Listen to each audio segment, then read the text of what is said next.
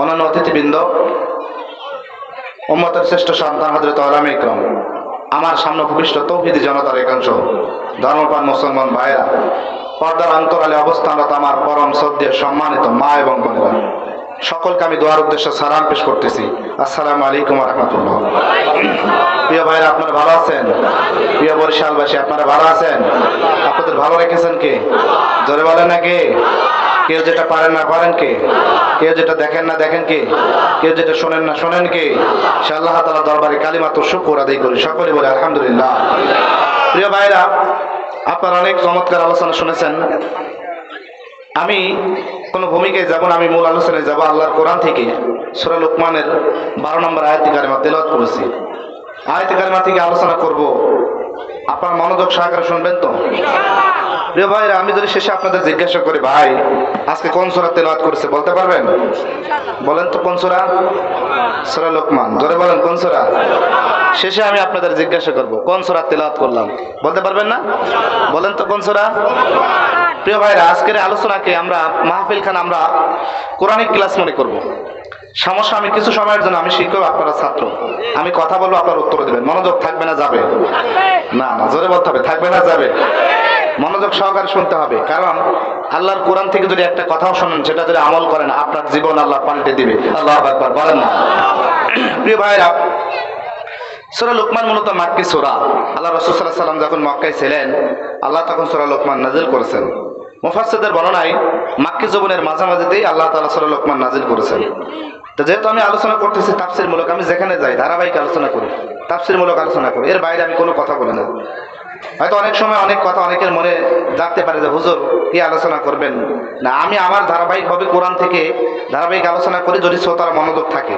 আর যদি শ্রোতারা মনোযোগ হারায় যায়, আমার মনোযোগ থাকবে? থাকবে না। প্রিয় ভাইরা, তো সূরা লুকমান আল্লাহ তাআলা পবিত্র কোরআনে কয়েকজন নবীকে ডেলিগেট করে সূরা নাজিল করেছেন। বুঝছেন? কয়েকজন নবীকে ডেলিগেট করে। তার মধ্যে প্রিয় দুইজন বান্দা ছিলেন। একজন ছিলেন আল্লাহর নবী হযরত ঈসা আলাইহিস সালামের মা মারিয়াম আলাইহিস সালাম। আরেকজন হচ্ছে লুকমান হাকিম। হাকিম মুরব্বীরা যদি বলা হয় লুকমান হাকিম, সবাই জানে, জানেন না? লুকমান হাকিম মানে কি বলেন তো? ডাক্তার। কি বলেন? লুকমান হাকিম মানে কি? ডাক্তার। অনেকে আমাদের এলাকার লোক বলেন কবিরাজ। ওই একই কথা। মুরব্বী ঠিকই বলেন, একই কথা। আচ্ছা, যাই হোক, তা হাকিম শব্দের অর্থ প্রজ্ঞা, হিকমা। হিকমা শব্দটি থেকে এসেছে হাকিম। তো লুকমান হাকিম মূলত একজন প্রজ্ঞাবান ব্যক্তি ছিলেন, প্রখর জ্ঞানের অধিকারী ছিলেন, যাকে পণ্ডিত বলা হয়, শায়েখ বলা হয়। তো লুকমান হাকিম ছিলেন শায়েখ, পণ্ডিত, একজন বিজ্ঞ মানুষ, জ্ঞানী ব্যক্তি ছিলেন। তো আল্লাহর পক্ষ থেকে যে নলেজ এবং এই যে মানুষের ব্রেন থেকে যে কমন সেন্স, এটাকে সমন্বয় করে রিফ্লেক্ট করে যেটাকে হয়, এটাকে হিকমত বলে। আল্লাহু আকবার বলেন না? প্রিয় ভাইরা, যাকে ডেলিগেট করে আল্লাহ সূরা নাজিল করেছেন, তার ডেফিনেশন, পরিচয় জানার দরকার আছে না নাই? জোরে বলেন না? এই যে আমার ঘোষক যিনি ছিলেন, আমার নাম বললেন যে মাওলানা ইয়াসির আরাফাত জিহাদি, প্রাক্তন শিক্ষার্থী, আল মদিনা বিশ্ববিদ্যালয়, মালয়েশিয়া। যিনি ঘোষক ছিলেন তিনি বললেন, এটা আমার ডেফিনেশন, পরিচয়। আপনাদের সভাপতি প্রধান অতিথির ডেফিনেশন, পরিচয় আমি পেশ করলাম। প্রত্যেকটা মানুষের একটা পরিচয় আছে না নাই? প্রত্যেকের নাম, কারো সলিমউদ্দিন, কলিমউদ্দিন, রইসউদ্দিন নাম আছে না? তো প্রত্যেকের নাম একটা ডেফিনেশন, পরিচয় আছে। যাকে ডেলিগেট করে আল্লাহ সূরা নাজিল করলেন, আসুন বলেন তার পরিচয় জানার দরকার আছে না নাই? আছে? মনোযোগ থাকবে না যাবে? জোরে বলেন। ও আমার ভাই, তাফসীরে ফি জিলালিল কোরআনের বানায় লুকমান হাকিম ছিলেন একজন জ্ঞানী ব্যক্তি, একজন প্রজ্ঞাবান ব্যক্তি ছিলেন। তিনি ছিলেন কিন্তু একজন পয়গম্বর, একজন বিজ্ঞ মানুষ, তবে তিনি কিন্তু নবী ছিলেন না। আমার ভাই, তাফসীরে ফি জিলালিল কোরআনের বানায় ভাই একটু ইকো কমানো লাগবে, এত ইকো হলে স্পিকার কম নাই। আমার ভাই, তাফসীরে ফি জিলালিল কোরআনের বানায় লুকমান পয়গম্বর একজন আল্লাহর প্রিয় বান্দা ছিলেন। তিনি ইথিওপিয়া, বর্তমান আফ্রিকা মহাদেশের লোক। বর্তমান আফ্রিকা মহাদেশের লোক বলেন বেশিরভাগ কালো না ফর্সা বর্ণের লোক? জোরে বলেন, আরো জোরে। তার মানে আফ্রিকা মহাদেশের লোক বেশিরভাগ কিন্তু কালো বর্ণের মানুষ ছিলেন। আমার ভাই, তাফসীরে ফি জিলালিল কোরআনের বর্ণনায় লুকমান পয়গম্বর কালো বর্ণের লোক ছিলেন। লোকমান পয়গম্বরের ঠোঁট ছিল মোটা, নাক ছিল চ্যাপটা থ্যাবড়া, তিনি পেটে মানুষ ছিলেন, শর্ট মানুষ ছিলেন। মানুষটা দেখতে অনেক কালো, আবার তিনি পেটে মানুষ, শর্ট মানুষ। কিন্তু দেখেন আল্লাহ তাকে ডেডিকেট করে পবিত্র কোরআনে সূরা নাযিল করেছেন। সুতরাং আল্লাহর কাছে কোনো মানুষের চেহারার দাম নয়, আল্লাহর কাছে দাম শুধু অন্তরের তাকওয়া। আল্লাহু আকবার বলেন না? আমার ভাই, তার মানে মানুষের কাছে আল্লাহর কাছে দাম শুধু অন্তরের তাকওয়া। যার তাকওয়া সুন্দর তার সব ভালো, যার তাকওয়া সুন্দর আল্লাহর প্রিয় বান্দা হয়ে যায়। আল্লাহু আকবার বলেন না? আমার ভাই, তাফসীরে ফি জিলালিল কোরআনের বর্ণনায় লোকমান পয়গম্বর একজন কালো মানুষ ছিলেন, দাস ছিলেন। আল্লাহ রাব্বুল আলামিন লোকমান পয়গম্বরকে একদিন ডাকলেন, ডাকার পরে বলতেছেন, লোকমান, তোমার কাছে আমি দুইটা জিনিস দিলাম, এর মধ্যে যে কোনো তুমি একটা জিনিস বেছে নেবা। আল্লাহ লোকমান পয়গম্বরকে বললেন, লোকমান, তোমার কাছে আমি দুইটা জিনিস দেব। এক নাম্বার হচ্ছে হিকমত, দুই নম্বর নবুয়ত। তুমি হিকমত নিতে চাও না নবুয়ত নিতে চাও? আমার ভাই, আপনার সামনে যদি দুইটা গাড়ি রাখা হয়, একটা গাড়ির দাম 3 কোটি টাকা, আর একটা গাড়ির দাম 1 কোটি টাকা, আপনি নেবেন কোনটা? জোরে বলেন। তার মানে যেটার দাম বেশি সেটার প্রতি মানুষের আকর্ষণও বেশি।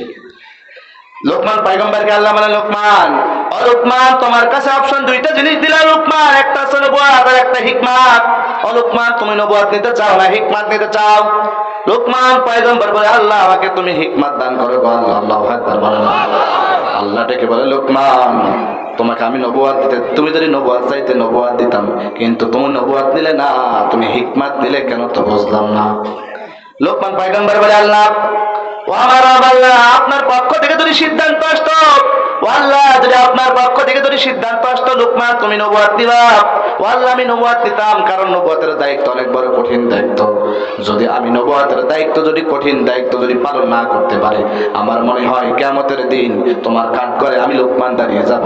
এই জন্য আল্লাহ ভয় হয়, যদি নবুয়তের দায়িত্ব বড় কঠিন দায়িত্ব যদি পালন না করতে পারি, আল্লাহ তোমার কাঠগড়ে আমার দাঁড়ানো লাগবে।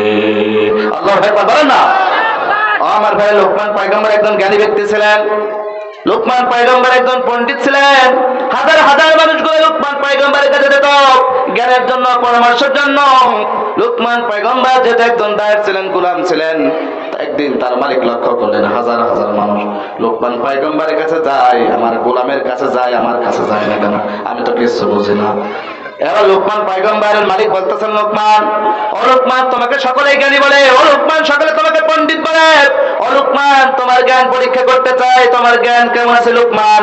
ও লোকমান, তুমি দুইটা জিনিস আনবা, পৃথিবীর মধ্যে এমন দুইটা জিনিস আনবা যে দুইটা জিনিস কিন্তু সবচেয়ে খারাপ জিনিস। কি জিনিস বলে? জোরে বলে। লোকমান পয়গম্বরের মালিক বলে, লোকমান, পৃথিবীর মধ্যে এমন দুইটা জিনিস আনবা সবচেয়ে খারাপ জিনিস। তাফসীরে ফি জিলালিল কোরআনের বর্ণনায় লোকমান পয়গম্বর বাসায় গেলেন, যাওয়ার পর একটা বকরি জবাই করলেন। কি জবাই করলেন? একটা বকরি জবাই করলেন। বকরি জবাই করার পরে বকরি তিনি জিহ্বা কেটে আনলেন এবং হৃৎপিণ্ড কাটলেন। বকরির জিহ্বা কাটলেন, হৃৎপিণ্ড কাটলেন। কাটার পরে বলতেছেন, ও মালিক, এই নেন পৃথিবীর মধ্যে সবচেয়ে নিকৃষ্ট জিনিস, খারাপ জিনিস, সবচেয়ে নিকৃষ্ট জিনিস, খারাপ জিনিস। এবার লোকমান পয়গম্বর তার মালিককে বলতেছেন, ও মালিক, জিহ্বা এবং কলব, হৃৎপিণ্ডের চেয়ে খারাপ জিনিস নাই। এবার লোকমান পয়গম্বরের মালিক বললেন, লোকমান, এবার তুমি এমন একটা দুইটা জিনিস আনবা পৃথিবীর মধ্যে ভালো জিনিস। লোকমান পয়গম্বর আবার বাসায় গেলেন, যাওয়ার পর একটা বকরি জবাই করলেন। বকরি জবাই করার পরে লোকমান পয়গম্বর বকরির জিহ্বা কাটলেন এবং কলব, হৃৎপিণ্ড কাটলেন। আনার পরে বলতেছেন, মালিক, এই নেন জিহ্বা এবং হৃৎপিণ্ড, পৃথিবীর মধ্যে সবচেয়ে ভালো জিনিস। প্রথম কি জিনিস আনলেন? আরে না, প্রথম যে কি জিনিস আনলেন? প্রথম জিহ্বা এবং হৃৎপিণ্ড, কলব, খারাপ জিনিস। আবার যখন বললেন, লোকমান, তুমি ভালো জিনিস আনবা, তখনও কিন্তু হৃৎপিণ্ড এবং জিহ্বা আনলেন, জিনিসটা কি? এবার লোকমান পয়গম্বরের মালিক বলতেছেন, মা হাদা ইয়া লোকমান, মা হাদা ইয়া লোকমান, ও লোকমান, কিছু তো বুঝি না, ও লোকমান, কিছু তো বুঝি না। তোমাকে আমি আনতে বললাম লোকমান, পৃথিবীর মধ্যে সবচেয়ে খারাপ জিনিস আনবা, তুমি জিহ্বা এবং কলব আনলা। আবার বললেন, লোকমান, তুমি ভালো জিনিস আনবা, তুমি তাও জিহ্বা এবং কলব আনবা। মা হাদা ইয়া লোকমান, কিছু তো বুঝি না লোকমান, জিনিসটা এক। এবার লোকমান পয়গম্বরের বলতেছেন, ও মালিক, এই জিহ্বা দ্বারা মানুষ অশ্লীল কথা বলে, খারাপ কথা বলে, আছে না নাই? ও মালিক, এই জিহ্বা দ্বারা আল্লাহর জিকির করে, ও নবী, এই কলব দ্বারা ভালো চিন্তা করে, আবার এই কলব দ্বারা মানুষ খারাপ চিন্তা করে, আছে না নাই? জোরে বলে, আছে না নাই? আমরা সকলে একটু জিকির করি, সুবহানাল্লাহ। তুমি সাউন্ড বাড়াই দাও, কিন্তু এই কোপ হবে, সাউন্ড ভাগ বাড়াই দাও, দাও বাড়াও। সুবহানাল্লাহ না সুবহানাল্লাহ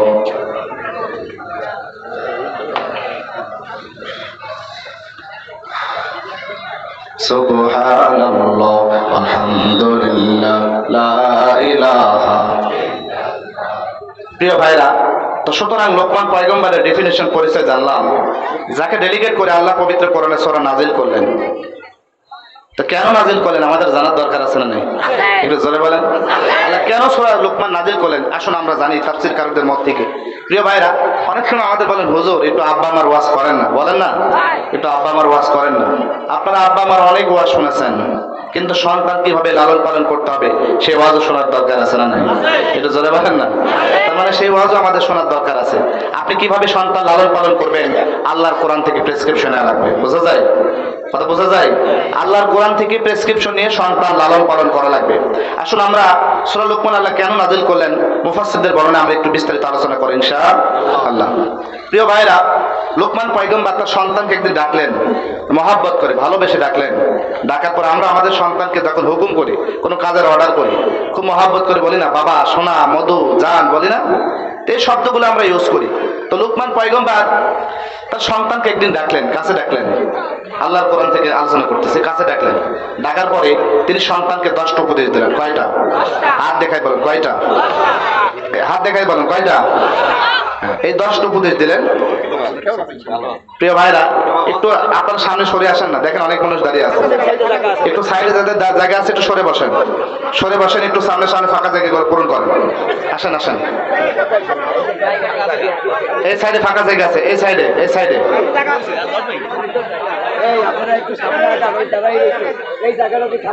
এই ফাঁকা জায়গা পূরণ করেন, একটু ফাঁকা জায়গা পূরণ করেন। আসেন আসেন, অন্যদেরকে, এই যে মাঝে মাঝে ফাঁকা জায়গা আছে, একটু সরে আসেন, সরে আসেন, সরে আসেন।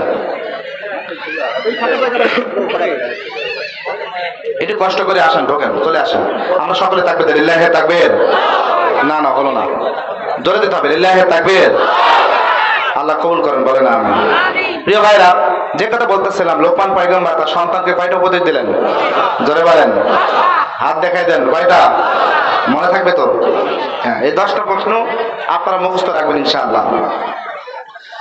ওমর ভাই তাফসীরে ফি জালালিল কোরআনে বর্ণায় লোকমান পয়গম্বর তার সন্তানকে 10টা উপদেশ দিলেন।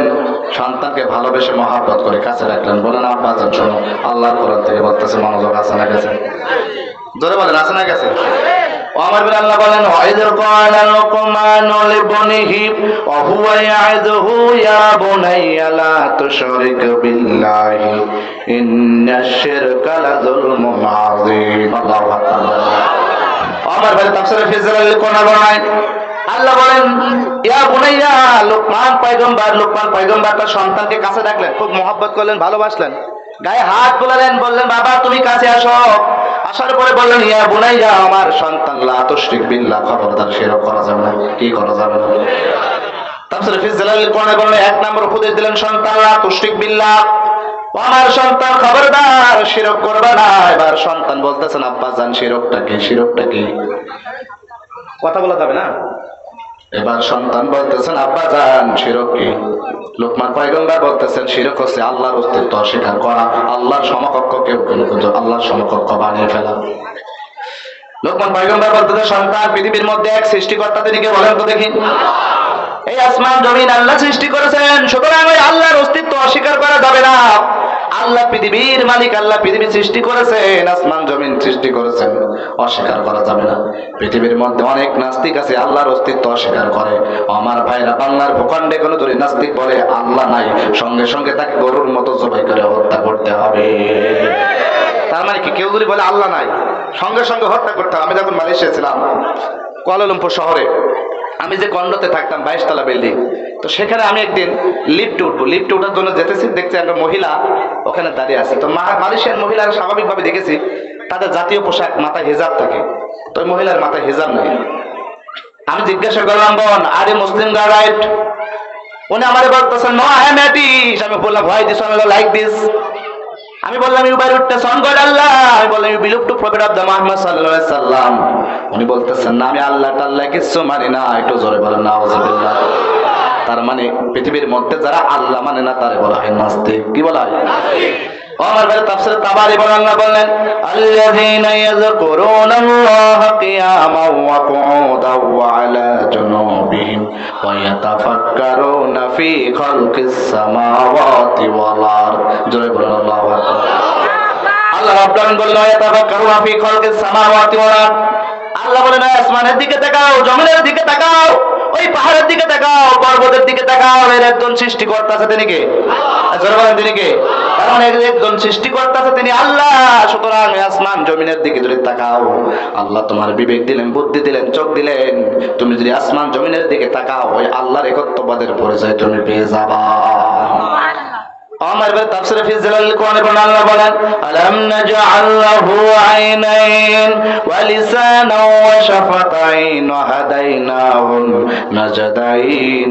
আল্লাহ বললেন গোলাম তোমার চোখ দিলাম, তোমার বিবেক দিলাম, বুদ্ধি দিলাম, ওই আসমান জমিনের দিকে তাকালে তুমি আল্লাহর অস্তিত্বের প্রমাণ কিন্তু পেয়ে যাবা।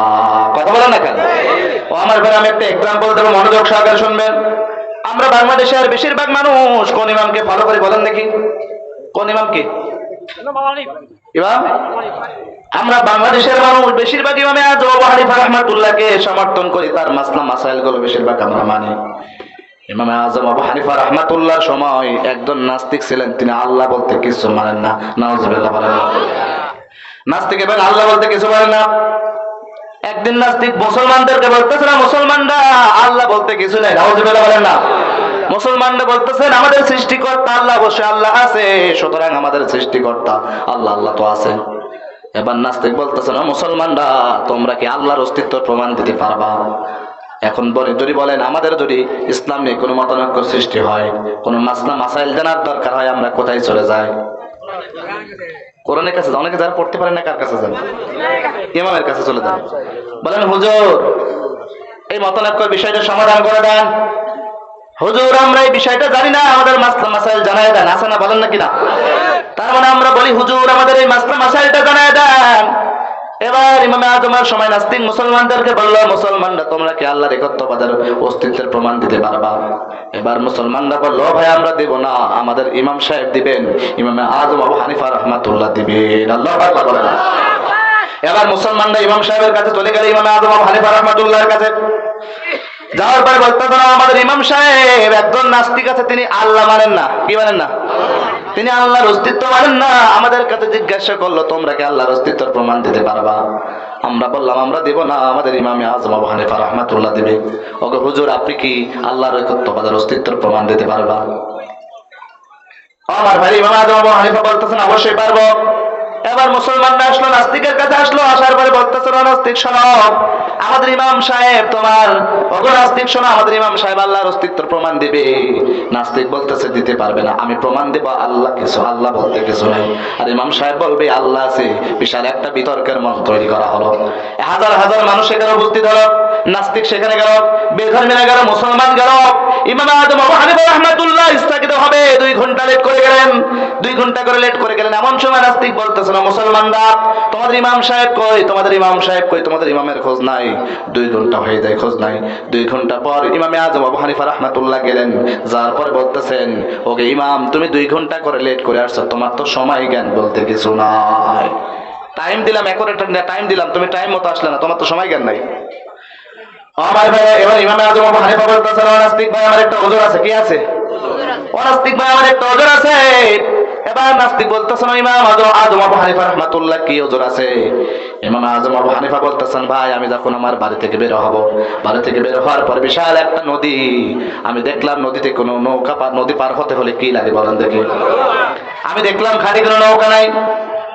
আমি মনে মনে ভাবলাম কেমন করে পার হব, আমি মনে মনে ভাবলাম কেমন করে পার হব। ঘাটে কোনো নৌকা নাই। আমি নদীর এক পাশে তাকালেন, নদীর ঘাটের দিকে তাকালাম, নদীর কিনারে তাকালাম। তাকানোর পরে দেখলাম নদীর ধারে বিশাল একটা বড় গাছ। আমি দেখলাম গাছটা এমনি এমনি কেটে পড়ে গেল। তারপর গাছ থেকে তক্তা বের হয়ে আসলো।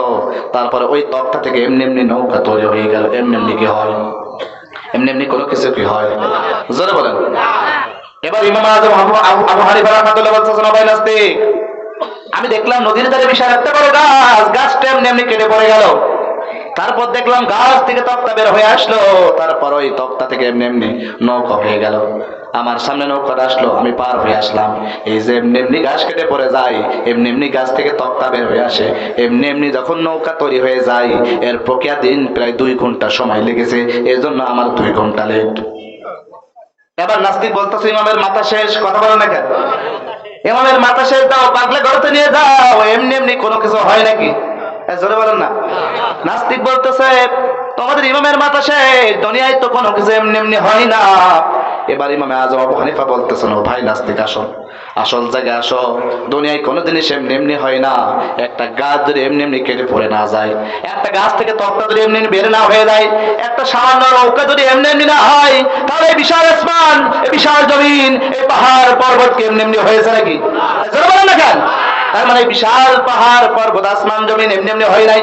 এজন্য আল্লাহ বলেন আলাম নাজআল লাহু আইনাইন ওয়া লিসানান ওয়া শাফাতাইন ওয়া হাদাইনাহুন নাজদাইন। আল্লাহ বললেন গোলাম তোমার চোখ দিলাম, ওই চোখ দিয়ে তুমি আসমান জমিনের দিকে একটু তাকাও, ওই পাহাড়ের দিকে তাকাও, ওই পর্বতের দিকে তাকাও। এই পর্বত এমনি এমনি হয় নাই, ওই আসমান এমনি এমনি হয় নাই, এই জমিন এমনি এমনি হয় নাই। এর একজন সৃষ্টিকর্তা আছে, তিনি কে বলেন না? জোরে বলেন না, তিনি কে? তার মানে আল্লাহ আসমান জমিন সৃষ্টি করেছেন, এমনি এমনি কোনো কিছু হয় না। তার মানে আল্লাহর অস্তিত্ব আছে না নাই? আপনি আসমান জমিনের দিকে তাকালে আল্লাহর অস্তিত্বের প্রমাণ কিন্তু আপনি পেয়ে যাবেন। আমার ভাই তাফসীরে ফি জিলালিল কোরআন বলা নাই, মনোযোগ আছে না গেছে? ইব্রাহিম পয়গম্বর যখন বর্তমান ইরাকের বাবেল শহরে যখন তিনি পৃথিবীর বুকে আসলেন, আসার পরে তার দেখলেন তার বাবা মুশরিক, তার মা মুশরিক, তার দাদা মুশরিক, আত্মীয় স্বজন সব মুশরিক। তিনি একক সৃষ্টিকর্তাকে এখনো কিন্তু সন্ধান করতে পারে নাই, খোঁজ করতে পারে নাই। ইব্রাহিম পয়গম্বর দেখেন তার কওমের লোকগুলা কিছু মূর্তি পূজা করে, গাছ পূজা করে, কেউ চন্দ্র পূজা করে, কেউ সূর্য পূজা করে, বিভিন্ন কেউ পূজা করে আর অন্য ভগবতী বলে। ইব্রাহিম পয়গম্বর মনে মনে ভাবলেন আমার রবকে, আমার রবকে। তখন মনে মনে ভাবলেন কিছু লোকগুলা ওই গাছের পূজা করে, গাছের কাজে গার পরে বলে ওম নমঃ ভগবতী বলে, আবার ওই গাছকে কেটে লাকড়ি বানায়, খড়ি বানায়, ওই গাছকে রব হতে পারে? জোরে বলেন, আরো জোরে। জোর হলো না। তার মানে ওই গাছ কিন্তু মানুষের রব হতে পারে না, যে গাছকে সিজদা করে আবার গাছকে কেটে আকার লাকড়ি বানায়। কথা বলে না কেন? তাফসীরে ফি জিলালিল কোরআন বলা ইব্রাহিম পয়গম্বর আকাশের দিকে তাকালেন। আকাশের দিকে তাকানোর পরে সুন্দর সুন্দর ঝলমলে কিছু আকাশের দিকে তারা দেখতে পান, আছে না? দেখা যায় কিনা? আপনি আসমানের দিকে তাকান, সুন্দর সুন্দর তারাগুলো দেখতে পাবেন। ইব্রাহিম পয়গম্বর যখন আসমানের দিকে তাকলেন, তাকানোর পরে সুন্দর সুন্দর তারাগুলো দেখতে পেলেন। তাফসীরে ফি জিলালিল কোরআন বলা আল্লাহ বলেন ফালাম্মা জান্না আলাইহিল লাইলু রাআ কাওকাবান ক্বালা হাযা রাব্বি ফালাম্মা আফালা ক্বালা লা উহিব্বুল আফিলিন। চিৎকার দিয়ে বলেন আল্লাহু আকবার। ইব্রাহিম পয়গম্বর আকাশের দিকে তাকালেন, কি দেখতে পেলেন?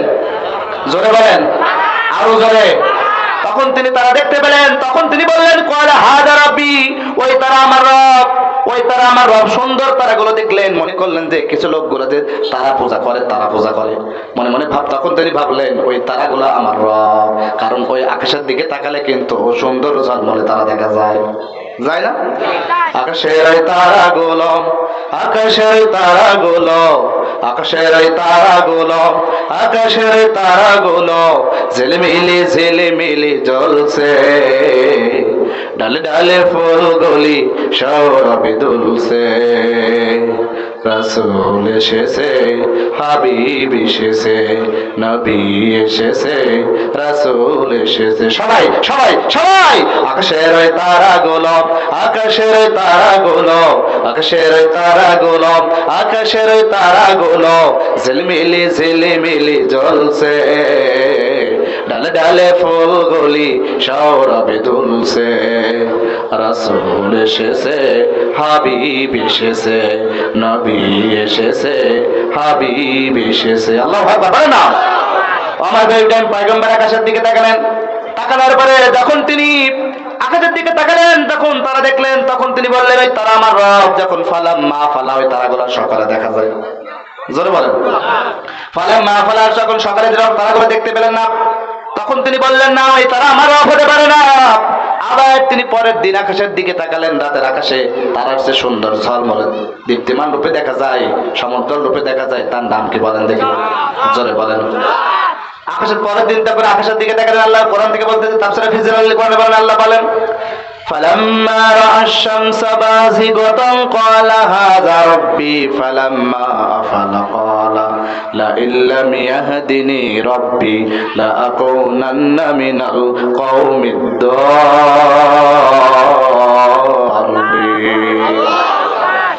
পরের দিন যখন তিনি আকাশের দিকে তাকালেন, তাকানোর পরে কি দেখতে পেলেন?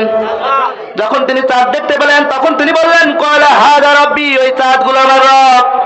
ফালাম্মা ফালা, যখন এই চাঁদগুলো আর সকালে দেখা যায়, জোরে বলেন, যখন আর চাঁদগুলো সকালে দেখতে পেলেন না তখন তিনি বললেন কয়লা লা ইল্লাম ইয়াহদিনি রাব্বি, ও আমার প্রকৃতির রব, আসল রব, তুমি যদি আমার হেদায়েত না দাও আমি কিন্তু হেদায়েত পাবো না।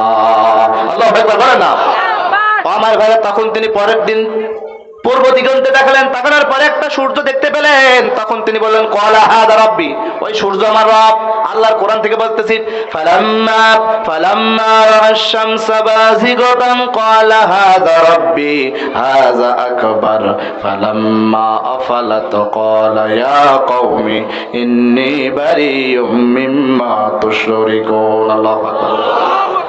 এবার তিনি তখন পূর্ব দিকে তাকালেন, পরের দিন সকালে পূর্ব দিগন্তে তাকালেন, তাকানোর পরে বিশাল একটা সূর্য দেখলেন, হাযা আকবার, ওই দুইটার চেয়ে সূর্য বড় না ছোট? জোরে বলেন, ওই দুইটার চেয়ে সূর্য বড়। তখন তিনি বললেন এই সূর্য আমার রব। ক্বালা হাযা রাব্বি, এই সূর্য আমার রব। ফালাম্মা আফলা, যখন আর পূর্ব দিগন্তর পরে পশ্চিম দিগন্তর পরে রাতের আধারে ওই সূর্য দেখলেন না তখন তিনি বললেন ক্বালা, আমার সম্প্রদায়ের লোকেরা, ইয়া কওমি, আমার সম্প্রদায়ের লোকেরা, ইন্নী বারিউম মিম্মা তুশরিকুন, তোমরা শিরক করো, মুশরিক, তোমরা পথভ্রষ্ট, আমি কিন্তু পথভ্রষ্ট নই। তখন তিনি বললেন ইন্নী ওয়াজ্জাহাতু ওয়াজহিয়া লিল্লাযী ফাতারাস সামাওয়াতি ওয়াল আরদা হানিফা ওয়া মা আনা মিনাল মুশরিকিন। আল্লাহু আকবার। এটাকে আমরা কি বলি? যায় নামাজের দোয়া বলি। কিন্তু ইব্রাহিম আলাইহিস সালাম বললেন আল্লাহ কি, ইন্নী ওয়াজ্জাহাতু ওয়াজহিয়া লিল্লাযী ফাতারাস সামাওয়াতি ওয়াল আরদা হানিফা ওয়া মা আনা মিনাল মুশরিকিন। আল্লাহ, আমি একনিষ্ঠভাবে কার দিকে ফিরে গেলাম? জোরে বলেন। ইব্রাহিম পয়গম্বরের বাবা মুশরিক, মা মুশরিক, দাদা মুশরিক, দাদি মুশরিক, নানা মুশরিক, নানি মুশরিক, সবগুলো মুশরিক আর মুশরিক, সব মূর্তি পূজা করে, সবাই গোটা বিশ্বের মানুষগুলো মুশরিক। ইব্রাহিম পয়গম্বর লেখা মুসলমান। ইব্রাহিম পয়গম্বর দেখেন তার কওমের লোকগুলা একটা জায়গায় একটা মন্দির করে, কি যেন তার মন্ত্র পাঠ করতেছে, কি যেন মন্ত্র পাঠ করতেছে। মন্দিরের মধ্যে বাঘের মূর্তি আছে, সিংহের মূর্তি আছে, হনুমানের মূর্তি আছে, ব্যাঙের মূর্তি আছে, সাপের মূর্তি আছে, আর কারা কি যেন মন্ত্র পাঠ করে। ইব্রাহিম পয়গম্বর মনে মনে ভাবলেন কি যেন পাঠ করে, কিছু তো বোঝা যায় না। তারা পাঠ করে, কি পাঠ করে? মন্ত্রতন্ত্র পাঠ করে, বন্দে মাতারাম, বন্দে মাতারাম, জয় জয় রাম সীতারাম, হরে কৃষ্ণ হরে রাম, ওম নমো ভগবতে বাসুদেবায়, ওম শান্তি বুদ্ধং শরণং গচ্ছামি, ওম শান্তি ধম্মং শরণং গচ্ছামি। ওরা যত বলে ওম শান্তি, ওরা ইন্ডিয়ায় তার চেয়ে বেশি করা শান্তি। ওরা যত বলে ওম শান্তি, ওরা ইন্ডিয়ায় তার চেয়ে বেশি করা শান্তি। ওরা যত বলে ওম শান্তি, ওরা চীনে তার চেয়ে বেশি করা শান্তি। করা বলেন না কেন? ওরা যত বলে ওম শান্তি, ওরা ইসরায়েলে তার চেয়ে বেশি করে শান্তি। ওরা যত বলে শান্তি, ওরা যত বলে ওম শান্তি, ওরা বিশ্বের বুকে সবচেয়ে বেশি করে সন্ত্রাসী। কথা বলেন না কেন? তার মানে ওরা যত বলে ওম শান্তি, ওরা বিশ্বের সবচেয়ে বেশি করে শান্তি। গোটা বিশ্বের দরবারে দেখবেন এই ইসরায়েলের চেয়ে সন্ত্রাসী কিন্তু গোটা বিশ্বের ভূখণ্ড আর কোনো জাতি নাই। ইন্ডিয়ার চেয়ে অসভ্য জাতি পৃথিবীর বুকে কেউ নাই। ওরা বলে ওম শান্তি। ওরা মুসলমানদেরকে ভারতের কাশ্মীরে, ওরা ভারতের গুজরাটে মুসলমানদেরকে নামাজ থেকে ধরে আনে, গরুর মতো জবাই করে। ওরা বলে ওম শান্তি বলে, এটা কি মানা যায়? বলেন, ওরা যত বলে ওম শান্তি, আমার মুসলমান ভাইরা, আল্লাহ কুরআন নিয়ে বলতেছি, ওই ইন্ডিয়ার চেয়ে বড় অশান্তি সন্ত্রাসী বিশ্বের বুকে একটাও নাই। কথা বলে ঠিক কিনা? তার মানে কি, ওরা যতই ওম শান্তি বলুক ওর মধ্যে কোনো কার্যকারিতা আছে? জোরে বলেন।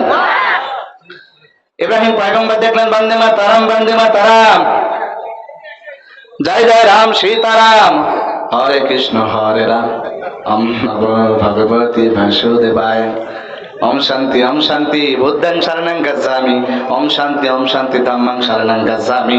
ওরা যত বলে অশান্তি, ওদের সে অশান্তি বিশ্বের বুকে একটাও নাই। আমার ইব্রাহিম পয়গম্বর দেখলেন ওরা কিসের মন্ত্র পাঠ করে, কিসের মূর্তি পাঠ করে। মূর্তি অনেকগুলো আছে, বাঘের মূর্তি, সিংহের মূর্তি, হনুমানের মূর্তি। এবার লোকজন বলতেছেন ইব্রাহিম আজকে আমার মেলার দিন, চলো মেলায় যাই। তাফসীর ফি জালাল কোরআনে বর্ণনা, আল্লাহ কোরআন থেকে আমি বলতেছি, ইব্রাহিম পয়গম্বর বলে ইন্নী সাকিম, আমি অসুস্থ, যেতে পারবো না। তাফসীর ফি জালালিল কোরআনে বর্ণনা, মানুষ দুই ধরনের অসুস্থ হয়। কয় ধরনের? জানি বলেন কি কি বলেন তো? শারীরিক রোগ, মানসিক। শারীরিক রোগ দেখা যায়, মানসিক রোগ দেখা যায়? দেখছেন কোনোদিন? দেখা যায় না। ইব্রাহিম পয়গম্বর বলেন ফাকারা ইন্নী সাকিম, আমি অসুস্থ, যেতে পারবো না। আল্লাহ কোরআন থেকে বলতেছি। এবার লোকজন বলে ইব্রাহিম তাহলে তুমি আমাদের মূর্তিগুলো পাহারা দাও। ইব্রাহিম পয়গম্বর বলে যা যা যা, তোরা যা, তোদের মূর্তিগুলো আমি জম্মের পাহারা দেব। কথা বলে না কেন? বলে যা, তোদের মূর্তিগুলো জম্মের পাহারা আজকে দিয়ে দিব। লোকজন বলে ইব্রাহিম থাকো, আমরা সকলে যাই, মেলায় যাই। সবাই মেলায় চলে গেল। ইব্রাহিম পয়গম্বর দেখতেছেন মন্দিরের মধ্যে হাতির মূর্তি, সিংহের মূর্তি, বানরের মূর্তি, ব্যাঙের মূর্তি, সাপের মূর্তি। এবার তিনি দেখতেছেন মূর্তিগুলোর সামনে সুন্দর সুন্দর ডিজাইন খাবার প্রসাদ থাকে, আছে না নাই? আপনি কোন মন্দিরে গেলে দেখবেন কত সুন্দর সুন্দর প্রসাদ খাবার থাকে। আজকে আমাদের মা বোনেরা স্টার জলসা জি বাংলার মাধ্যমে কিন্তু প্রসাদ ভালো জানে। প্রসাদ দেখবেন কত সুন্দর সুন্দর প্রসাদ থাকে। আল্লাহর কোরআন থেকে বলতেছে। ইব্রাহিম পয়গম্বর দেখলেন কত সুন্দর সুন্দর খাবার, ডিজাইন খাবার, এত সুন্দর সুন্দর খাবার, একটাও খাই না কেন, সব খাবার পড়ে আছে। ইব্রাহিম পয়গম্বর ভাবলেন মনে হয় এরা সওয়াব পায় না, সওয়াব পায় না। ইব্রাহিম পয়গম্বর মূর্তিগুলোর কাছে গেলেন, দেওয়ার পরে খাবারগুলো তুললেন, মুখের সামনে ধরলেন। তারপরে বলতেছেন ভাই তুই সওয়াব পাইস না, নিস, তোর মুখের কাছে তুলে দিলাম, খা। খেতে পারবে? ফাকারা তাকুলুন, তুই খা না। মূর্তিকে বলতেছে খা, খেতে পারবে? মালাকুম লা তানতিকুন, একটাও খায় না, কথাও বলে না। ইব্রাহিম পয়গম্বর বলে ভাই খাইস না, কথা বলে না। ও ভাই হয় খা নাই কথা বল। একটাও খায় না, একটাও কথা বলে না। তার মনে বলেন ওরা খেতে পারে না, কথা বলতে পারে।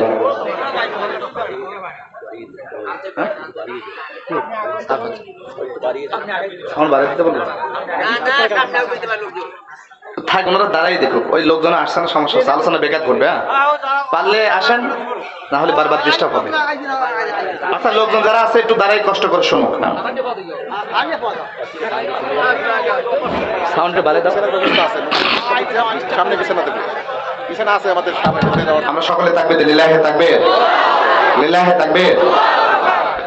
আমার ভাই যে কথা বলতেছিলাম, ইব্রাহিম পয়গম্বর দেখলেন, ইব্রাহিম পয়গম্বর দেখলেন শত সুন্দর সুন্দর খাবার। ইব্রাহিম পয়গম্বর খাবারগুলো তুললেন, ধরুন বলেন ভাই খা, খেতে পারবে? একটাও খায় না, একটাও কথা বলে না। ইব্রাহিম পয়গম্বর বলেন ভাই হয় খা নাই কথা বল। ও খায়ও না কিন্তু কথাও বলে না।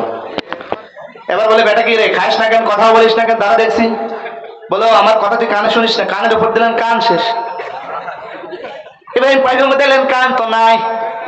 ও তুই কানে শুনিস না, দিলাম কান শেষ। তুই কথা বলিস না, মুখে দিলেন, মুখ শেষ।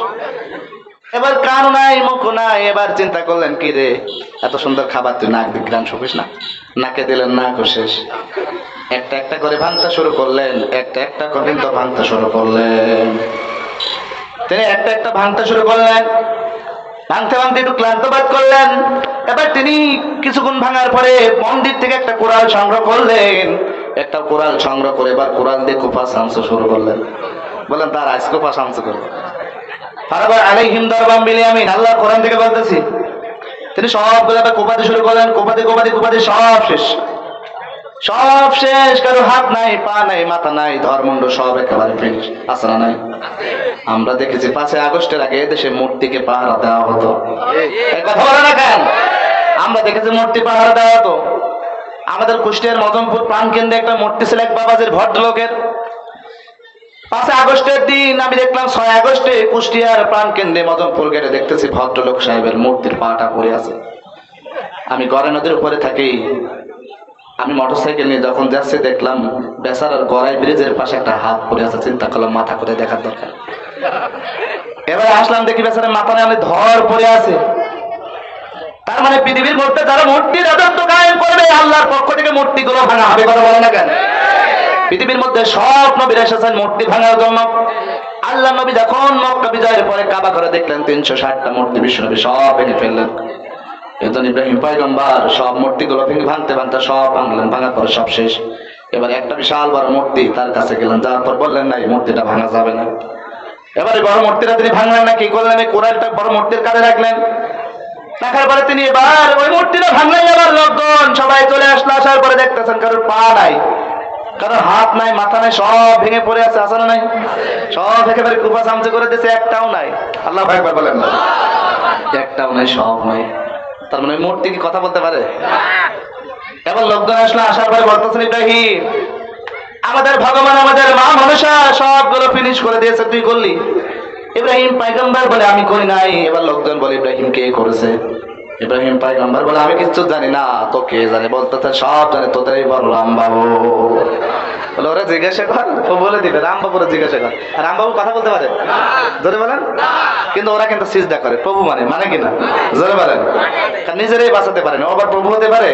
আমি যখন মালয়েশিয়া ছিলাম, মালয়েশিয়া কেউ এখানে প্রবাসী আছেন? কেউ আছেন? হাত তোলেন দিন। ও মাশাআল্লাহ, অনেকে আছেন। তা মালয়েশিয়ার একটা বাতু কেভস, কুয়ালালামপুর শহরের মাঝে পাহাড়ি এলাকা বাতু কেভস। তো আমি ঈদের দিন আমরা কয়েকজন বন্ধু সেখানে ঘুরতে গিয়েছিলাম। তো সেখানে পর্যটন এলাকা, ওই পাহাড়ের উপর বিশাল একটা হিন্দুদের বিশাল একটা বড় মূর্তি, বিশাল মূর্তি। তো মূর্তিটা সেখানে যাওয়ার পরে আমরা মূর্তি ওই সিঁড়ি বেয়ে বেয়ে বেয়ে বেয়ে এক জায়গায় রেস্টের জায়গায় ওখানে বসলাম। এক জায়গায় বসলাম, বসার পরে তো ওখানে দেখতেছি একজন তামিল বোঝেন তো? তামিল, ইন্ডিয়ান তামিল। তিনি একেবারে কাঁচা মারা, বোঝেন আপনারা? বরিশালের মানুষ কাঁচা মারা বোঝেন?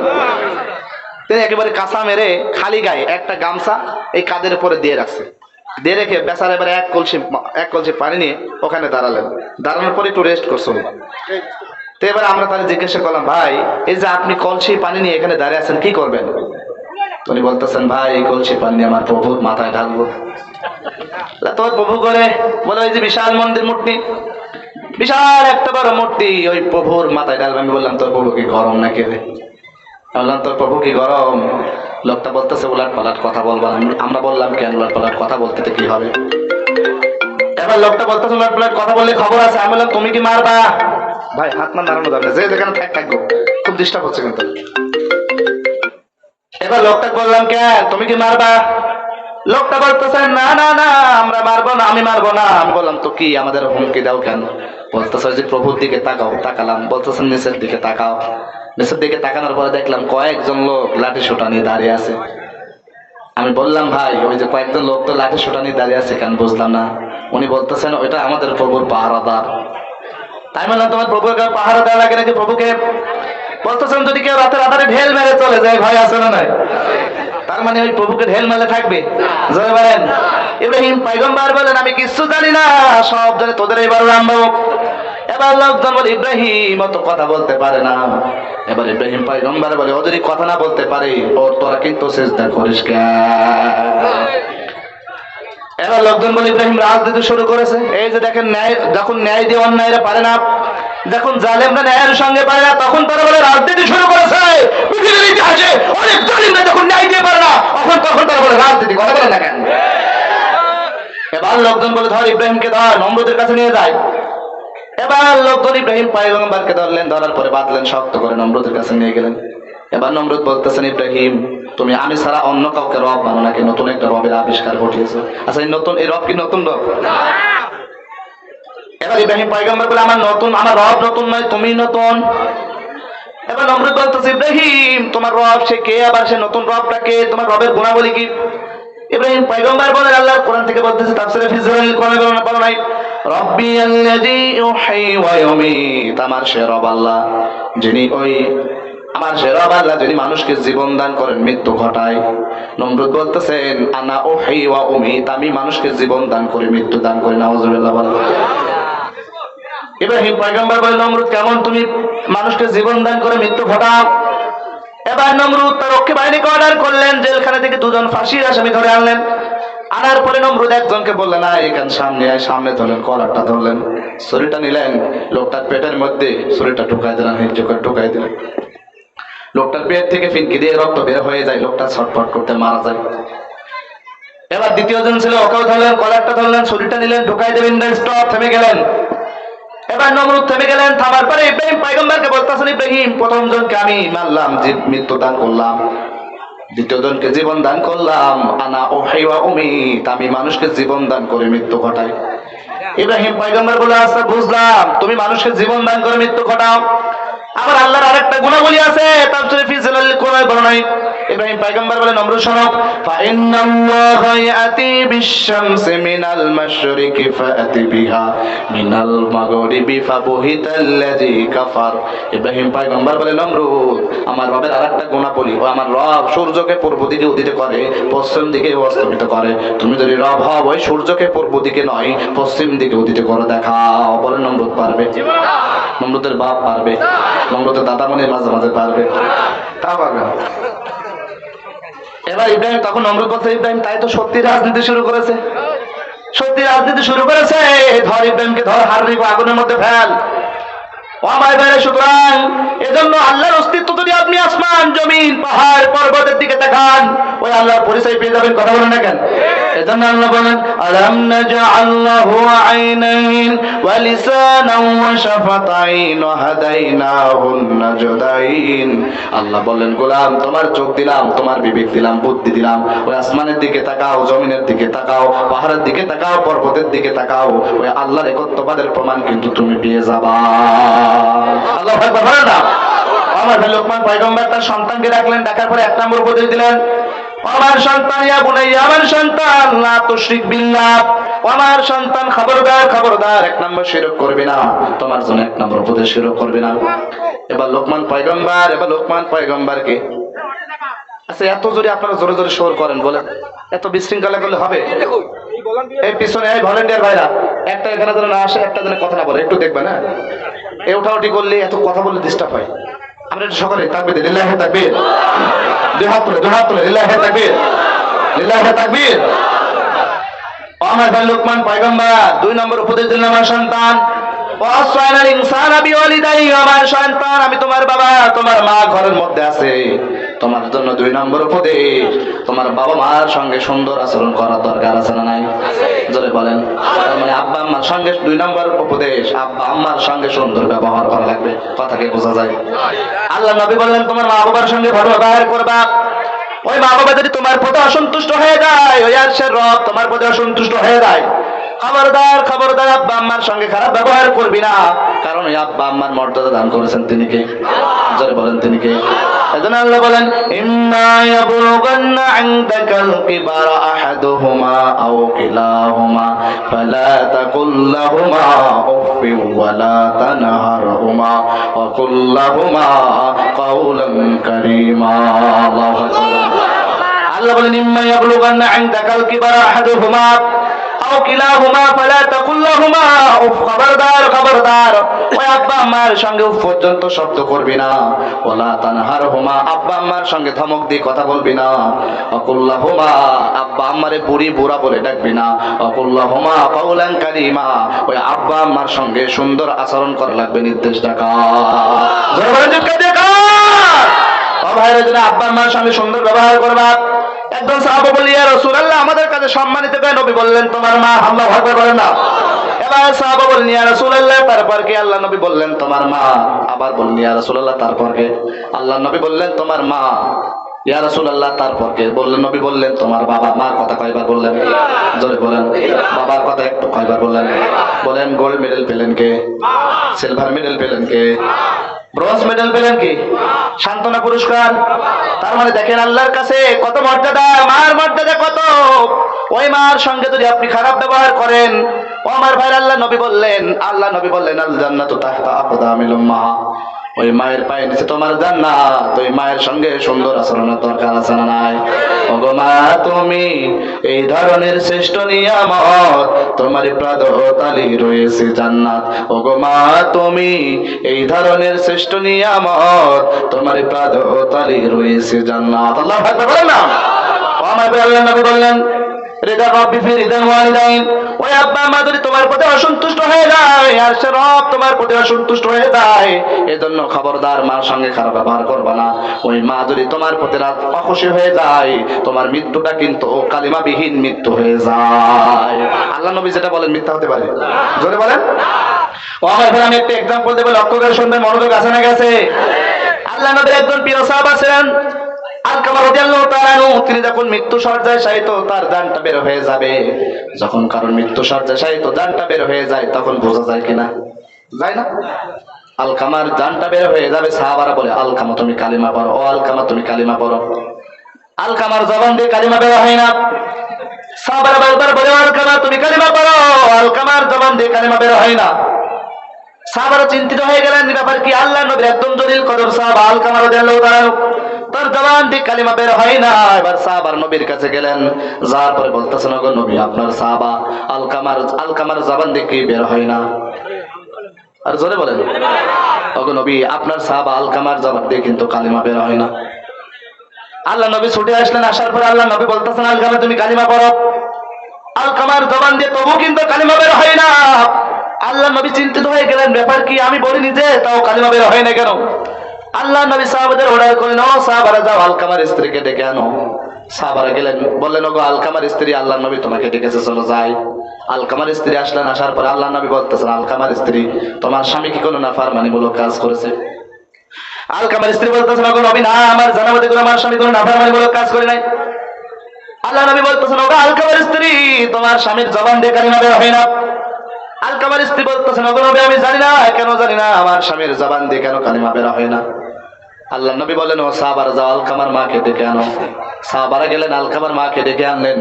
আল্লাহ নবী বলেন, ওগো আলকামার মা, তোমার সন্তান কি তোমার সাথে কোনো নাফরমানিমূলক আচরণ করেছে, খারাপ আচরণ করেছে, তোমাকে কষ্ট দিয়েছে?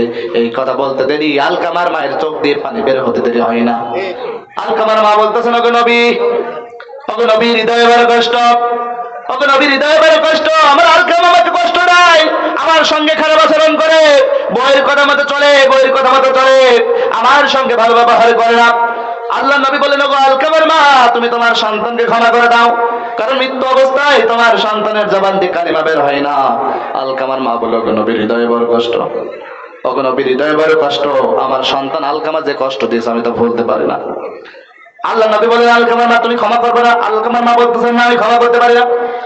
আল্লাহ নবী বলেন, ও সাহাবারা যাও, তোমরা আগুন আনো, লাকড়ি আনো, আগুন জ্বালাও, আমি আলকামাকে আগুনের মধ্যে ফেলে দিও, দেখি আলকামার মা কেমন করে সহ্য করে, আমি দেখতে চাই। আল্লাহ নবী আলকামার মা চিৎকার দিয়ে বলতেছেন, ওগো নবী, না, আমার হৃদয়ে বড় কষ্ট, আমার হৃদয়ে বড় কষ্ট, তবু আমার সন্তান, আমি আলকামাকে ক্ষমা করে দিলাম। আল্লাহ নবী আসলেন, আলকামার কাছে আসার পর বলতেছেন, আলকামার জবান দিয়ে কালিমা পড়ো। আল্লাহ নবী বলতে দেরি আলকামার জবান দিয়ে কালিমা পড়তে দেরি হয়, আল্লাহ ভয় করবেন না। আলকামা পড়া শুরু করলেন, লা ইলাহা ইল্লাল্লাহু মুহাম্মাদুর রাসূলুল্লাহ, লা ইলাহা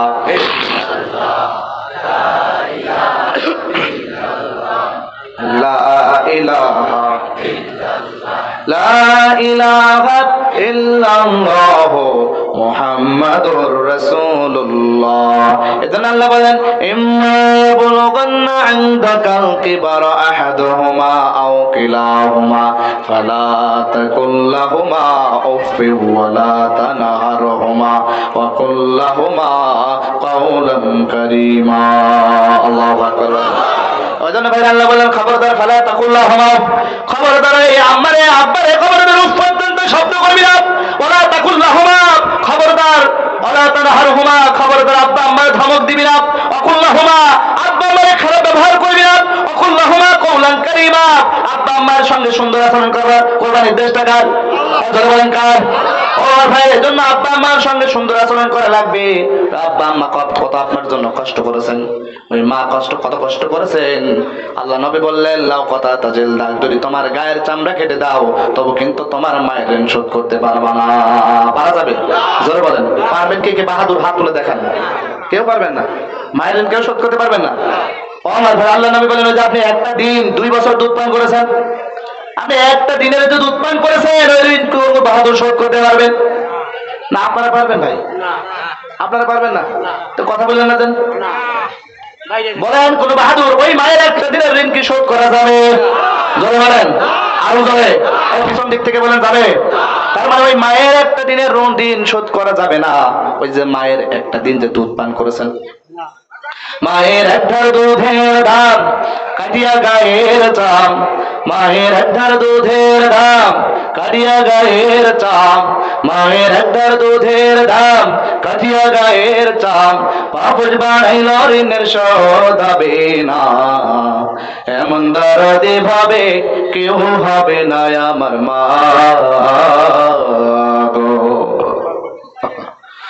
মায়ের এক ঘর দুধের দাম, সবাই বলে না, মায়ের এক ঘর দুধের দাম কাটিয়া গায়ের চাম, মায়ের এক ঘর দুধের দাম,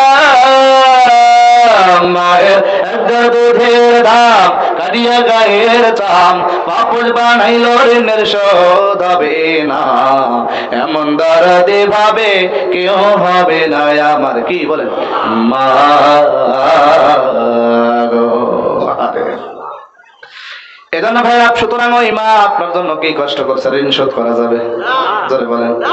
মেডিকেল সায়েন্সের কথা শুনে, একটা মেডিকেল সায়েন্স বলেন একটা মানুষ সর্বোচ্চ 45 ইউনিট ব্যথা সহ্য করতে পারে। কয় ইউনিট? জোরে বলেন। আরে বলে না, কয় ইউনিট বলেন? 45 ইউনিট। এর বেশি মানুষ অ্যাজ এ ম্যান যদি আপনি হন, এর বেশি আপনি ব্যথা সহ্য করতে পারবেন না। মেডিকেল সায়েন্স বলেন একটা মা যখন নর্মাল প্রসেসে সন্তান ডেলিভারি করে, আমরা তো এখানে বেশিরভাগ মানুষ নর্মাল প্রসেসে, নাকি বেশিরভাগ মানুষ নর্মাল প্রসেসে না? তো বেশিরভাগ মানুষ যেহেতু নর্মাল প্রসেসে, তো মেডিকেল সায়েন্স বলেন একটা মা নর্মাল প্রসেসে তার সন্তান ডেলিভারি করতে যে ব্যথা সহ্য করা লাগে 57 ইউনিট থেকে 60 ইউনিট, কম না বেশি? 57 থেকে 60 ইউনিট, কম না বেশি? সহ্য করতে পারে কয় ইউনিট? সহ্য করা লাগে কত? 57 থেকে 60 ইউনিট। চিন্তা করছেন আপনি, আপনার মা আপনাকে দুনিয়াতে আনার জন্য এত কষ্ট করেছেন, আর তারা আপনি লাথি দিয়ে ঘর থেকে বের করেন। আপনি কোরআনকে সন্তান ছাড়া আর কিছু হতে পারেন না, কথা বলছেন না ঠিক না? মাকে লাথি দিয়ে ঘর থেকে বের করে দেন, কেন? এজন্য ভাই লোকমান পয়গম্বর 2 নম্বর উপদেশ দিলেন, সন্তান ওয়াসাইনাল ইনসানা বিওয়ালিদাই, আমার সন্তান খবরদার, আমি তোমার বাবা, তোমার মা, আব্বা আম্মার সঙ্গে সুন্দর আচরণ করার দরকার আছে না নাই? চিৎকার দিয়ে বলেন আছে না নাই? এজন্য আব্বা আম্মার সঙ্গে সুন্দর আচরণ করা লাগবে, আব্বা আম্মার সঙ্গে ইহসান করা লাগবে। আল্লাহু আকবার বলেন। ও ভাইরা 3 নম্বর উপদেশ দিলেন সন্তানকে, আমার সন্তান, ও আমার সন্তান, আসমান জমিন পাহাড় পর্বতে যা কিছু আছে কেউ দেখেন না, দেখেন তিনি কে? জোরে বলেন, তিনি কে? পাহাড় পর্বত আসমান জমিনে কেউ দেখেন না, দেখেন আল্লাহ। ওই আল্লাহরে ভয় করা লাগবে। 3 নম্বর উপদেশ লোকমান পয়গম্বর তার সন্তানকে 4 নম্বর উপদেশ দিলেন, যেহেতু 3টা দিয়েছেন। তাফসীরে ফি জিলালিল কোরআনের বর্ণনায় লোকমান পয়গম্বর সন্তানকে আরো কাছে ডাকলেন, বলেন আব্বা একটু কাছে আসেন, বুকের মধ্যে জড়াই দিলেন। আল্লাহু আকবার বলেন। তাফসীরে ফি জিলালিল কোরআনের বর্ণনায় লোকমান পয়গম্বর সন্তানকে বুকের মধ্যে জড়াই দিলেন, কাছে রাখলেন। কাছে ডাকার পরে সন্তানকে বলতেছেন, ইয়া বুনাইয়া, আমার সন্তান, আকিমিস সালাহ, নামাজ প্রতিষ্ঠা করো। আল্লাহু আকবার বলেন না? আমার সন্তান, তোমার জন্য 4 নম্বর উপদেশ, নামাজ প্রতিষ্ঠা করা লাগবে। নামাজ একা একা পড়লে হবে না, নামাজ প্রতিষ্ঠা করা লাগবে। সমাজে যত সকলেই নামাজি হয় এমন ব্যবস্থা করার দরকার আছে না নাই? শুধু আপনি নিজে নামাজ পড়লে হবে না, আপনি নিজে নামাজ পড়ে যান, আপনার পরিবারে কেউ নামাজ পড়ে না? আপনি নামাজ পড়ে যান, আপনার 20 থেকে 30 বছরের যুবক সন্তানটা ঘুমায়, আপনি কিছু বলেন না, আপনার বউটা নামাজি নয়, আপনি বউকে নামাজের কথা বলেন। আল্লাহ বললেন, ইয়া আইয়ুহাল্লাযীনা আমানু কু আনফুসাকুম ওয়া আহলিকুম নার। আল্লাহ বলেন, ঈমানদারগণ, তুমি নিজে নামাজ পড়ো, নিজের পরিবারকে নামাজ পড়াও, নিজে আনফুসাকুম, নিজে বাঁচো, ওয়া আহলিকুম, নিজের পরিবারকে বাঁচাও, নার, জাহান্নাম থেকে। কথা বলেন না কেন? তার মানে কি আপনি নিজেও বাঁচবেন, নিজের পরিবারকেও বাঁচাবেন, নিজে জান্নাত যাবেন, নিজের স্ত্রীকে সন্তানকে জান্নাতের ব্যবস্থা করার দরকার আছে না নাই? জোরে বলেন, আছে না নাই? মনে করেন হুজুর আমি নিজে নামাজ পড়ো, জান্নাতে যাবো, নিজে জান্নাতে যাই, নিজে জান্নাতের হুর নেবো নাকি? হ্যাঁ, নিজে জান্নাতে যে হুর নেবো, ও মহিলা বাড়িওয়ালা যেখান যায় দেখ নাকি? এমন চিন্তা করেন নাকি? একটা গল্প শোনেন তাহলে। এক চাচা ছিল আর এক চাচি, বোঝেন? চাচা খুব চালাক মাল, বোঝেন? কিছু কিছু চাচা আপনাদের বরিশালে আছে কি জানি না, আমাদের কুষ্টিয়ায় মুরব্বী হয়ে গেছে, দাড়ি মারি পেকে গেছে, চাচা খুব চালাক, চাচা খুব চালাক মাল। তো চাচি খুব সরল সোজা মানুষ, মনোযোগ সহকারে শুনবেন। চাচা কি মাল বলেন? আর জোরে ভাবে, চাচা খুব চালাক মাল আর চাচি খুব সরল সোজা। তো চাচা একদিন নামাজ পড়ে জোরে জোরে, ও চাচার আবার সমস্যা ছিল শীতের গেলে পা ফাটা, আর চাচি ওই তেল মালিশ করে দিত, পা ফাটে তেল মালিশ করে দিত। তো চাচা একদিন জোরে জোরে নামাজ পড়ে দোয়া করছে, আল্লাহ আল্লাহ আমার জান্নাতে ভুল দাও। কি চাইলেন? জোরে বলেন, জান্নাতে ভুল দাও। চাচি খুব মনোযোগ সহকারে শুনছে, চাচি সরল সোজা মানুষ। তো চাচি বলছে, এই তুমি জান্নাত তো বুঝলাম, ওই জান্নাতের আরেকটা কি জানো চাইলে সাথে, ওইটা আবার কি? কি ওইটা কি বলেন তো? হুর চান, কে হাত তোলেন তো দেখি। আল্লাহ 2-1 চান, আর আপনারা চান না? তো সবাই যুবকরাই বেশি হাত তোলার দরকার তো নাকি? আরে আমিও চাই, হুর চান কার কার হাত তোলেন? হ্যাঁ মাশাআল্লাহ, হুর চাইবেন না কেন? হ্যাঁ। তো চাচা বলতেছে আল্লাহ আল্লাহ আমাকে জান্নাত দাও, জান্নাতে কি দাও? আর জোরে বলেন হুর দাও। চাচি বলছে এই তুমি জান্নাত তো বুঝলাম, ওই জান্নাতের সাথে হুজুর হুজুর ওটা কথা বলা যাবে না, জান্নাত তো চাইলে বুঝলাম, ওই জান্নাতের ওই যে ওইটিস কি চাইলে, কি চাইলে? চাচা বলতে শোন ওইটা জান্নাতে হুর, জান্নাতে হুর তো সুন্দর নারী, তোর মতো বেসাই জানা। তো চাচি তো সরল সোজা মানুষ, আর চাচা কি মাল ঝরে বলেন না, চাচা খুব চালাক মাল, চাচি সরল সোজা মানুষ। তো চাচা বলতে শোন, ও চাচি বলছে ওরে হারাম দাদা তোর পায়ে প্রতিদিন ফাটা পায়ে তেল দিয়ে আমি, আর তুই আমাকে চাইস না জান্নাতে হুর চাইস? হ্যাঁ। তো চাচা বলছে শোন আল্লাহ রসুল বলছে সালাতুল মিফতাহুল জান্নাহ, আল্লাহ নবী বলছে নামাজ জান্নাতের চাবি, আমি নামাজ পড়ে আমার কাছে জান্নাতের চাবি আছে, তুই নামাজ পড়িস তোর কাছে চাবি আছে? তো চাচি সরল সোজা মানুষ চিন্তা করছে তাই তো, আমি তো নামাজ পড়ি না, আমাকে চাবি তো নেই, কি করতে হবে? নামাজ আমি এখন পড়বো। তো চাচি এবার পরের দিন থেকে নামাজ পড়ছে, নামাজ পড়ে চাচা বিসিরি চড়ানো বোঝেন আপনারা? বোঝেন তো? চাচা বিসিরি কাটছে, চাচি নামাজ পড়ে জোরে জোরে চাচা শোনা শোনাবে দোয়া করছে, আল্লাহ আল্লাহ আমাকে জান্নাত দাও, জান্নাত হুর দাও। কি চাইলেন? আল্লাহ জান্নাত দাও, জান্নাত হুর দাও। চাচা একেবারে কান খারাপ করছে, তো জান্নাত বুঝলাম, ওই জান্নাতের ওই হুর দিয়ে এবার ওই কি চাইস? চাচি এবার বলছে শোনো জান্নাত হুর সুন্দর যুবক, তোর মতো পা ফাটানো। তার মানে কি নিজের পরিবারকে জান্নাতে নেওয়া লাগবে, চাচিকেও নেওয়া লাগবে নাকি? না শুধু একাই যাবো? না, নিজে একা যাবো না, আমার পরিবারকেও নামাজে করে জান্নাতে নিয়ে যাওয়ার দায়িত্ব আমার। কথা বলে না ও আমার বাইরে জন্য লোকমান পয়গম্বর 4 নম্বর উপদেশ দিলেন, সন্তানিয়া বলে আমার সন্তান আকিমিস সালাত, নামাজ প্রতিষ্ঠা করো।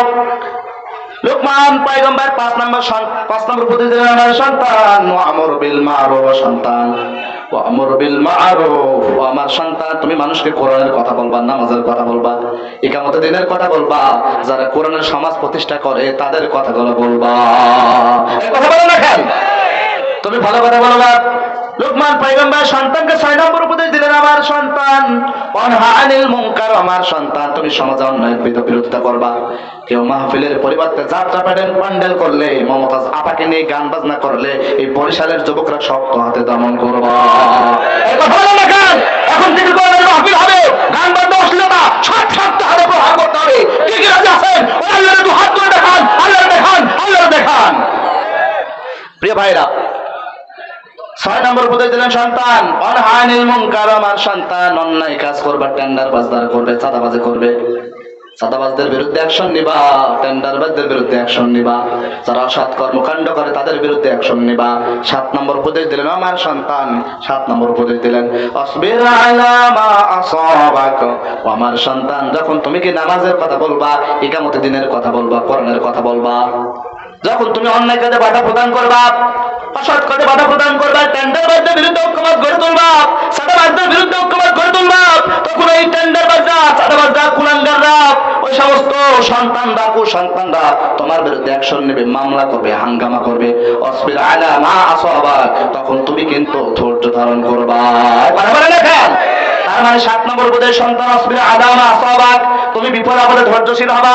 লোকমান পয়গম্বর সন্তানকে 8 নম্বর উপদেশ দিলেন, আল্লাহর কোরআন থেকে বলতেছে তাফসীরে ফি জালাল কোরআনে বর্ণনা ولا تصعر خدك للناس ولا تمش في الأرض مرحا إن الله لا يحب كل مختال فخور।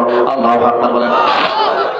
লোকমান পয়গম্বর 8 নম্বর সন্তানকে বলতেছেন, 8 নম্বর উপদেশ সন্তান ওয়ালা তুসাইর খাদ্দাকা লিন্নাস, ও আমার সন্তান তুমি মানুষকে অবজ্ঞা করবে না। একজন রিকশা চালক, ভ্যান চালক, একজন কৃষক, সেও মানুষ, তুমি অট্টালিকায় বসবাস করো, তুমিও মানুষ, খবরদার মানুষকে ছোট করবে না, অবজ্ঞা করবে না। কারণ রিকশা চালক মানুষ, রিকশা চালক মানুষ, ভ্যান চালক মানুষ, দিনমজুর মানুষ, কৃষক মানুষ, ওই মানুষকে সৃষ্টি করেছেন কে? তুমি যে অট্টালিকায় থাকো, অট্টালিকা দান করেছেন কে? লোকমান পয়গম্বর বলেন সন্তান ওয়ালা তুসাইর খাদ্দাকা লিন্নাস, খবরদার খবরদার ওই মানুষকে কিন্তু অবজ্ঞা করবে না। 9 নম্বর উপদেশ দিলেন আমার সন্তান ওয়ালা তামশি ফিল আরদি মারহা, ও আমার সন্তান জমিনের মধ্যে অহংকার করে চলবে না, অহংকার করে চলবে না। তার মানে অহংকারের মধ্যে ক্ষতি আছে না নাই? অহংকার করা যাবে। অনেক বাংলার ভূখণ্ডে অনেক মানুষ অহংকার করে আছে না নাই? আপনাদের এলাকায় কোনো অহংকার করে আছে? আমি মনে করতেছি নাই, আছে।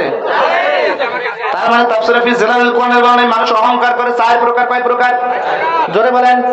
তাফসীরে ফি জালাল কোরআনের বর্ণনায় মানুষ বেশিরভাগ 4 ধরনের অহংকার করে। 1 নম্বর অহংকার, 1 নম্বর অহংকার করে মানুষ সৌন্দর্যের অহংকার। যার চামড়া দেখবেন সুন্দর সাদা চামড়া, তার আর জমিনে কিন্তু পা থাকে না। এই কথা বলে না। যার সুন্দর চামড়ার অহংকার করে, সৌন্দর্যের অহংকার করে, তোর সৌন্দর্যের অহংকার করি, তুই মরার পরে 1 মাস পরে তোর চামড়া সৌন্দর্য পোকাই খাবে। কথা বলেন ঠিক কিনা?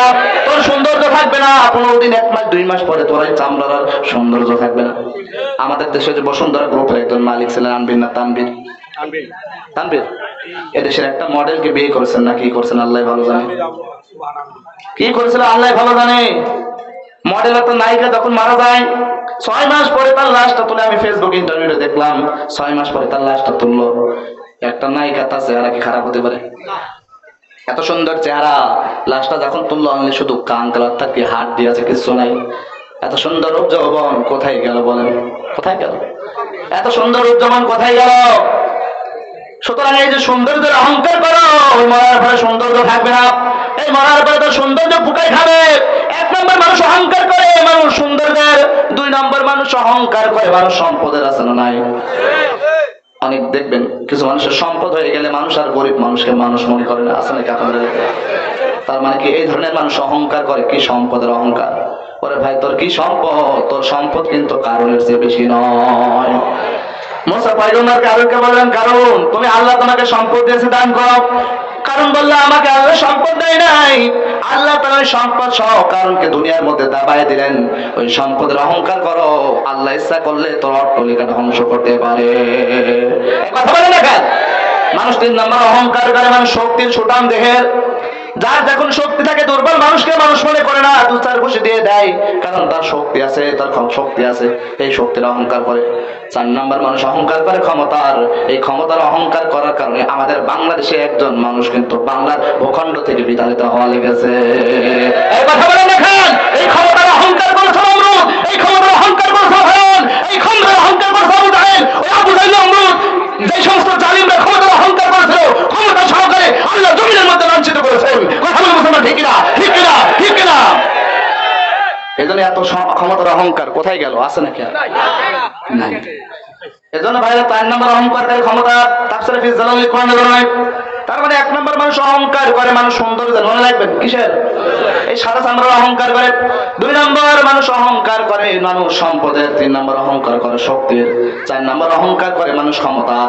সুতরাং লোকমান পয়গম্বর বললেন, ওলা তুসা ওলা তামশি ফিল আরদি মারহা, আমার সন্তান, আমার সন্তান, খবরদার খবরদার, জমিনে অহংকার করে কিন্তু চলবে না।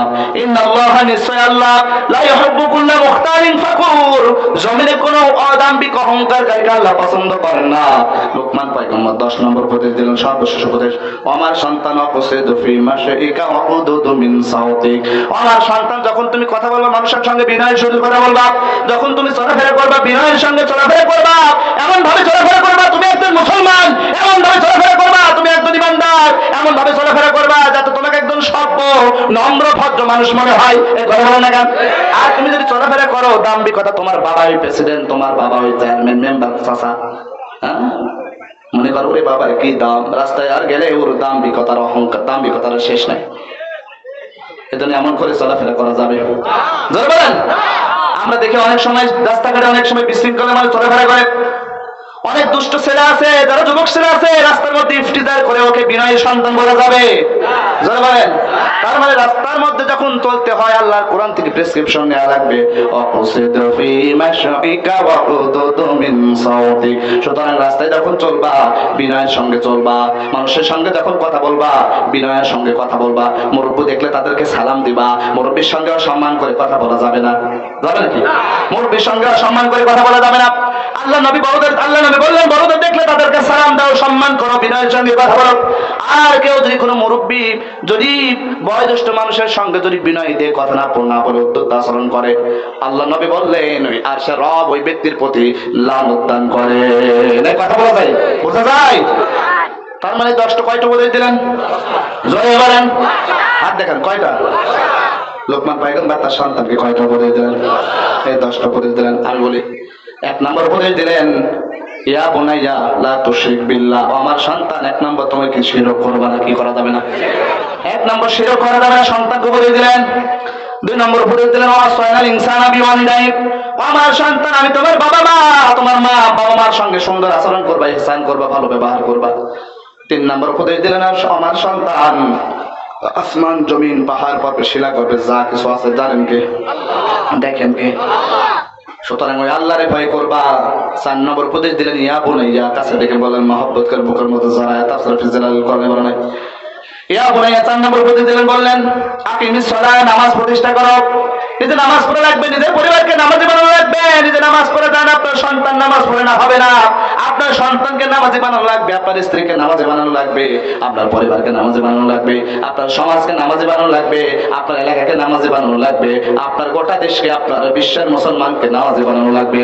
আল্লাহ বলেন ইয়া আইয়ুহাল্লাযীনা আমানু কু আনফুসাকুম ওয়া আহলিকুম। তাফসীরে তাবারী বর্ণনায় আহলিকুম, আহল শব্দের অর্থ আমি দেখলাম, শুধু কেউ যদি মনে করেন আমার বাবা মা ভাই বোনের মধ্যে যদি আহল সীমাবদ্ধ রাখেন, ভুল হবে না। আহল বলতে আপনার বাবা মা, আহল বলতে সমাজের লোক, আহল বলতে এলাকার লোক, আহল বলতে আপনার দেশের লোক, আহল বলতে গোটা বিশ্বের মুসলিম সম্প্রদায়ের অন্তর্ভুক্ত। কথা বোঝা যায়? আপনি এখানে নামাজ পড়বেন, ওই কুষ্টিয়ার একজন নামাজি, একজন মানুষ নামাজ না পড়লেও তাকেও নামাজে বানানোর দায়িত্ব আপনার। কারণ কি? আপনি যে কোনো হোক, সমর্থন দিয়ে হোক, তাকে তো বলতে পারবেন না। তার মানে কি? কোরআনের রাজ কায়েম করে নামাজ সংসদের মাধ্যমে ওই কুষ্টিয়ার মানুষকে নামাজে বানানো লাগবে। বোঝা যায়? বোঝা যায়? বুঝতে চাই তো? তার মানে কি? কোরআনের সাথে সম্পৃক্ত হয়ে আপনি যদি মনে করেন আমি কোরআনকে ভোট দিলে, কোরআনকে সাপোর্ট করলে, কোরআন সংসদে গেলে আর কোরআনের পার্লামেন্টে যদি নামাজ প্রতিষ্ঠা হয়ে যায়, সবাই নামাজ পড়তে বাধ্য থাকবে। আমি একটা ছোট্ট একটা এক্সাম্পল দিই। আমার কুষ্টিয়াতে 31st নাইট, এই যে 1 জানুয়ারি রাত, মানে ডিসেম্বর শেষ জানুয়ারি প্রথম যে রাতটা থাকে, 31st হ্যাপি নিউ ইয়ার। তো এই রাতে, অর্থাৎ আমাদের ডিসি সাহেব যিনি কুষ্টিয়ার ছিলেন, উনি একটা এলান করলেন। আমরা আলিম উলামাকে তার কাছে স্মারকলিপি দিলাম। তিনি এলান করলেন যে শোনো, আগামীকাল হ্যাপি নিউ ইয়ার কেন্দ্রিক কেউ যদি 31st নাইট কেন্দ্রিক যদি কেউ আতশবাজি বাজাও, কেউ গান বাজনা করো, কেউ নৃত্য অনুষ্ঠান করো, কেউ এটা যদি পালন করার চেষ্টা করো, তাকে আমরা ধরে জেলখানার মধ্যে ফুরে দেবো। আল্লাহি, এখানে কোরআন আছে, আমি একটা মিথ্যা কথা বলছি না। আমাদের কুষ্টিয়া এত বেড়েলে এত বেহাপনা হতো, আমি দেখলাম, অনুভব করলাম। সেই দিন ডিসি সাহেব আইন পাশ করে 144 ধারা জারি করলো। একটা লোক 31st নাইট পালন করে নাই, একটা লোক অশ্লীলতা করে নাই, একটা লোক বেহাপনা করে নাই, শুধু এই আইনের কারণে। কথা বলেন না? আল্লাহর কোরআন যদি আপনি সংসদে পাঠিয়ে দেন, আপনি সমর্থন দিয়ে, ভোট দিয়ে, তাদের পিছনে শক্তি যুগায়ে যদি আপনি আল্লাহর কোরআন সংসদে পাঠাতে পারেন, আল্লাহি এই সমাজ আলোকিত করে দিবেন কে? রাজা আছেন, দুহাত তুলে আল্লাহ দেখান, আল্লাহ দেখান। ওই সংসদে, আগামীর সংসদ, ইসলামের সংসদ, আগামীর সংসদ, কোরআনের সংসদ তাই আল্লাহ কবুল করেন, বলেন আমিন। বলেন আমিন। প্রিয় ভাইরা, 5 নম্বর উপদেশ দিলেন লোকমান পয়গম্বর, ওয়ামুর বিল মারুফ, আমার সন্তান কোরআনের কথা বলবা, নামাজের কথা বলবা, ভালো কথা বলবা। 6 নম্বর উপদেশ অনহা আনিল মুনকার, অসৎ কাজ, খারাপ কাজ, বেহায়াপনা কাজ বাদ দেবা, নিষেধ করবা। অসবির আলা মা আসাবা, 7 নম্বর উপদেশ বিপদ আপদে ধৈর্যশীল হবা। 8 নম্বর উপদেশ দিলেন ওয়ালা তুসাইর খাদ্দাকা লিন্নাস, মানুষকে অবজ্ঞা করবা না, ছোট করবা না। 8 নম্বর উপদেশ দিলেন আমার সন্তান ওয়ালা তামশি ফিল আরদি মারাহা, আমার সন্তান কি করবা? অহংকার করে জমিনে চলবা না। অহংকারকারীকে আল্লাহ পছন্দ করেন? জোরে বলেন না, আরো জোরে বলেন না। অহংকারকারীকে আল্লাহ পছন্দ করেন না। এবং জমিনে যখন চলবা বিনয়ের সাথে চলবা, কথা বললে বিনয়ের সাথে মানুষের সাথে কথা বলবা। উপদেশ কয়টা? জোরে বলেন, আরো জোরে। হাত তুলে দেখান, হাত তুলে দেখান। 10টা উপদেশ।